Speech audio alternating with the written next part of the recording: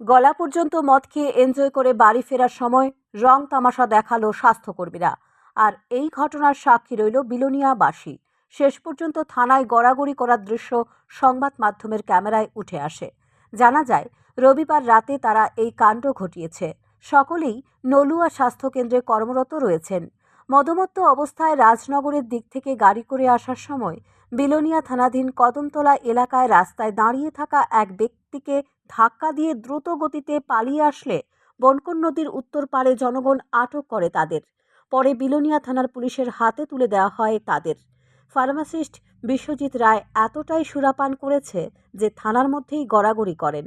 দিব্যেন্দু দাস সহ অন্যান্যরা অনেকটাই স্বাভাবিক ছিল। যেখানে স্বাস্থ্যকর্মীরা জনগণকে মদ্যপান থেকে বিরত থাকার পরামর্শ দেন, সেখানে তারাই আকণ্ঠ মদ্যপান করে উন্মত্ততায় রয়েছে। যদিও বিলোনিয়া থানার পুলিশ নেশা সেবনকারীদের ধরে থানায় নিয়ে আসে এবং কোনো এক অজ্ঞাত কারণে কয়েক ঘন্টার মধ্যেই তাদের আবার ছেড়ে দেয়। আপনি গাড়ি চালাইছেন? আপনি গাড়ি চালাইছেন? বুঝি না, কে চালাইছে গাড়িটা? নাম কি এর? এর নাম কি? হে তো মানে লড়তে চড়তে পারতেছে না, এমন মদ খানা খাইলো। কই আপনারা গেছিলেন কই? আচ্ছা, সে কি করে?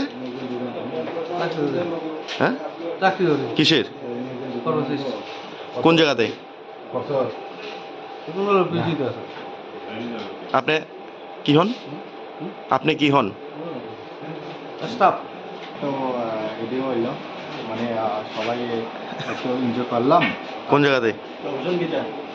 নামটা তো ঠিক জানি না। আপনারা কি করেন সবাই?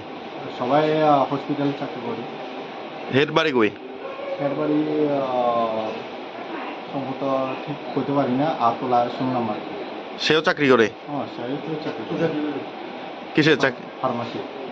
কোন হসপিটালে? দলবা পেয়েছি। পরবর্তী সময়ে আহত ব্যক্তি তপন গুহ বিলোনিয়া থানায় ঘটনা জানিয়ে লিখিতভাবে অভিযোগ জানায়। এখন দেখার বিষয় বিলোনিয়া থানার পুলিশ অভিযুক্তদের বিরুদ্ধে কী ধরনের ভূমিকা গ্রহণ করেন। স্যান্দন টিভি।